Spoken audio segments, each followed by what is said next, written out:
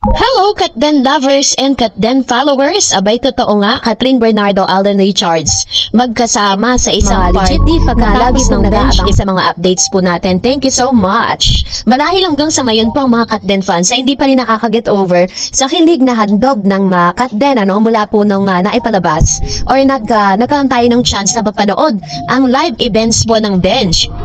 Ilang araw na rin po or almost 2 days na rin ang nakalipas, pero hanggang sa ngayon usap-usapan pa rin po siya sa Socmed. Lahat ng mga naganap at lahat ng mga pangyayari, detalyado pong ibinigay ng ilang mga marites sa showbiz ang mga pangyayari doon, kung saan nabasag din po ang ilan sa mga spekulasyon na pagdededmahan di umano ni Miss Catherine Bernardo and Alden Richards matapos lumabas ang ilan sa mga actual videos na sa backstage kung saan sila nagkita ay talagang nagyakapan at talagang may paghimas pa itong si Alden Richards sa braso ni Miss Catherine Bernardo, na tila bagay ito po isa sa mga malaking sampal po ito dun sa mga nagsasabi na pagkatapos daw ng movie ng Katden ay deadmahan na daw itong si Catherine at Alden Richards. Doon nila pinatunayan na mali ang ilan sa mga lumalabas sa balita patungkol sa kanilang dalawa. Pero isa rin sa mga nagpakilig sa netizen matapos mag-post si Mr. Alden Richards ng isang photos na present nga siya sa nasabing kaarawan ng BFF netong si Miss Catherine Bernardo na si Miss Julia Montes. Kinilig kasi si Miss Julia Montes sa isang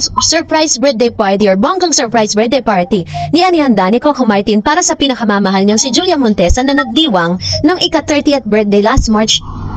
Sa video na in-upload ni Coco sa kanyang official Instagram account ay napanood ang kaganapan sa surprise birthday party celebration ni Julia. Nakitang-kita naman na nagulat at napaiyak si Julia nung pagpasok niya sa restaurant ay nagkakantahan ng happy birthday.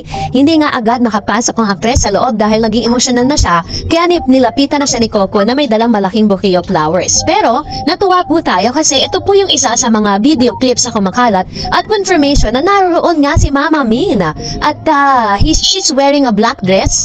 Pero ang tanong po natin, nasaan si Miss Catherine Bernardo sa mga panahon na yan? Na tila baga parang mailap.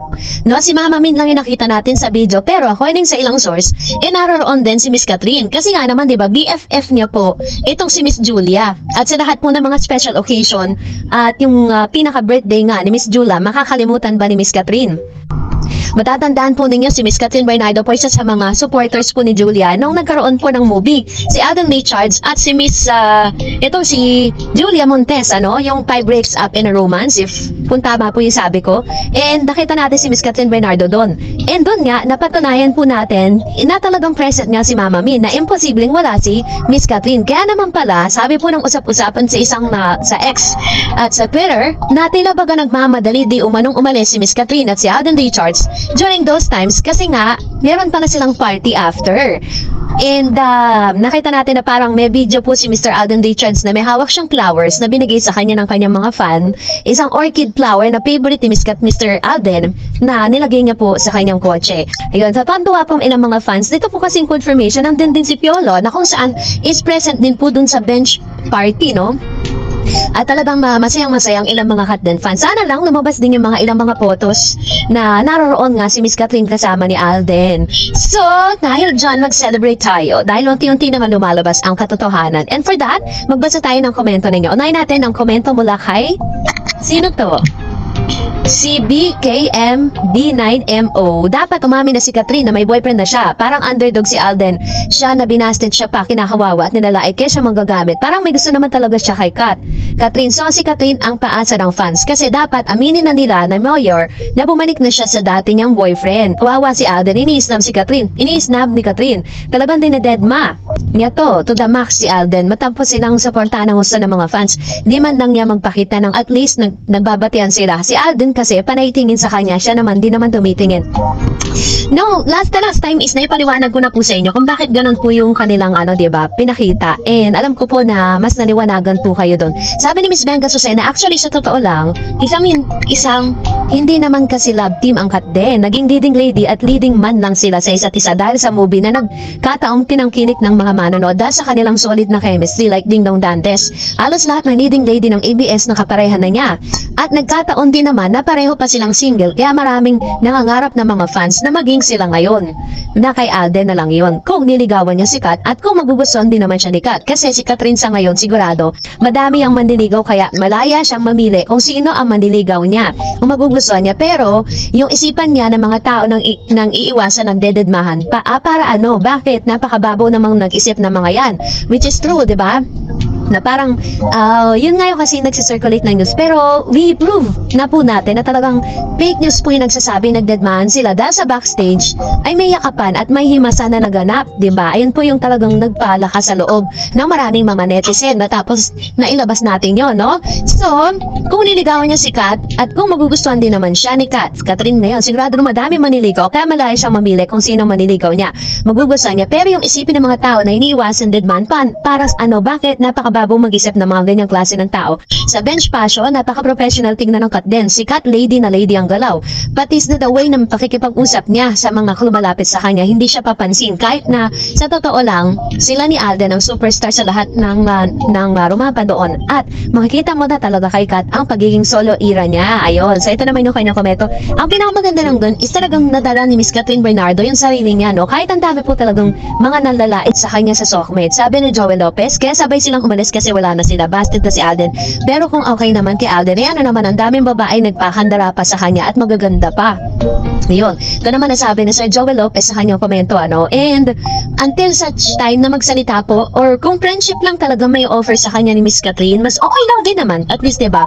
We try to, or we, parang we support them, diba? At wala tayong pagsisisi doon. Sabi ni Mr. Minya, di natin alam kung anong totoo dyan. Kaya huwag muna tayong musika sa dalawa. Basta ako, pag wala pang inaamin ng dalawa, mananahimik lang talaga ako. Di ko alam ano mang meron sila. Basta ako, kung ano sasabihin ni Kat, maniniwala ako sa kanya. Alam ko magsasabi siya ng totoo. Pero kung meron silang karir na pinaprotektahan, syempre mahirap na sabihin yan.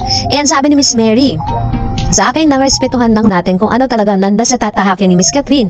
Parang takot na magmahal kasi parang si Alden kasi too friendly.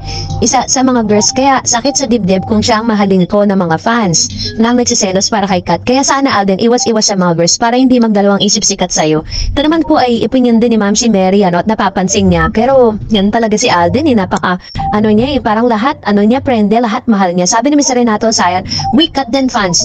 Walang kuwang at lugar, parang bangaws, paiba-iba ang dinadapuan, nakakahiya kayo. Basta ako solid Kat din. Team Panatag, still unbothered sa issue about Kat din. Ayan. So, may mga very, parang madaling maniwala sa news. Meron din mga hindi talaga nananatiling super duper Kat din.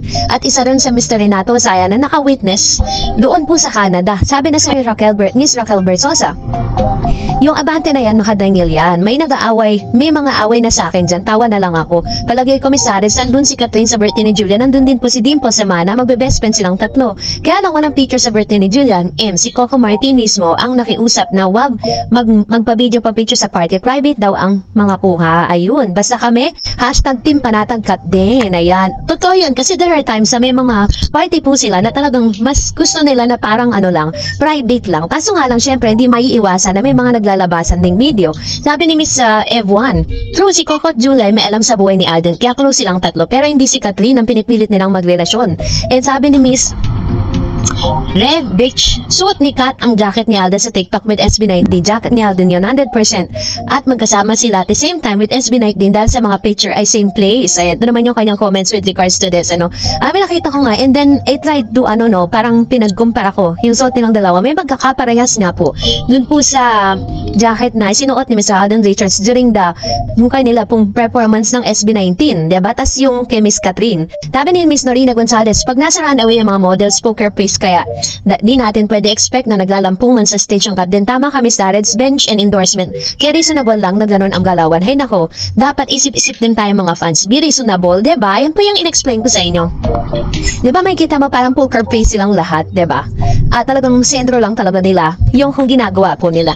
So, that's it for today. For more videos and updates, please don't forget to like and subscribe. And please don't forget to follow my Facebook page, Dar Eds TV. God bless everyone!